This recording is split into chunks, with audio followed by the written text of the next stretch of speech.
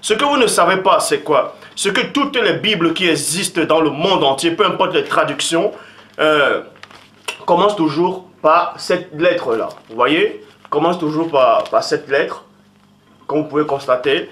La Sainte Bible traduite d'après les textes originaux, hébreu et grec. Donc, là, premièrement, c'est le plus gros mensonge de la Bible, c'est-à-dire de ceux qui traduisent les Bibles, de ceux qui ont traduit les Écritures. Vous voyez?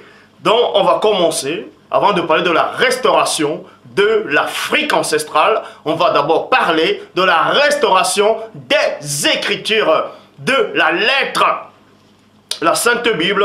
Donc, toi qui me regardes, vous qui me regardez là actuellement, vous pouvez vérifier dans vos Bibles, quand vous tournez les premières pages, c'est écrit la Sainte Bible, traduite d'après les textes originaux, hébreu et grec.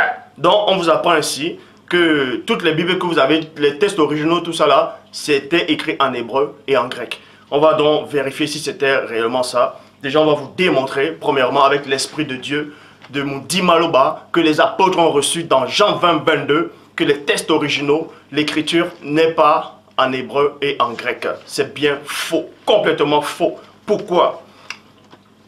Parce qu'il est dit dans Genèse chapitre 11, au verset 14. Donc je vous exhorte d'aller dans Genèse chapitre 11, au verset 14, qui dit « Shélach, âgé de 30 ans, engendra Héber. Engendra Héber. » Et Héber, c'est qui? C'est un ancêtre d'Abraham. D'où vient le mot hébreu? Est-ce que vous comprenez? Héber, d'où vient le mot hébreu? C'est un ancêtre d'Abraham. Donc, eux aussi sont sortis de la lignée de Sem. Et ainsi, on va dans Genèse chapitre 14 au verset 13. Où la toute première fois où on a utilisé tout le mot hébreu, c'est dans Genèse chapitre 14 au verset 13 qui dit, vous pouvez voir ça dans la Bible des peuples. Vous pouvez aussi voir ça dans d'autres versions aussi, c'est écrit la même chose. Un des rescapés vint apporter la nouvelle à Abraham, l'hébreu. Donc, la première personne dont on a surnommé du mot, c'est-à-dire d'appellation hébreu entier, c'était la personne d'Abraham, le patriarche. Et dans la Bible de l'épée, il est dit, et un fugitif vint l'annoncer à Abraham, l'hébreu, point. Donc Abraham c'était un hébreu, on vous dit ici qu'on l'appelait l'hébreu, parce que son ancêtre avait déjà ce nom-là, c'est-à-dire Héber, qui vient d'hébreu. Vous voyez, hébreu qui vient d'Héber.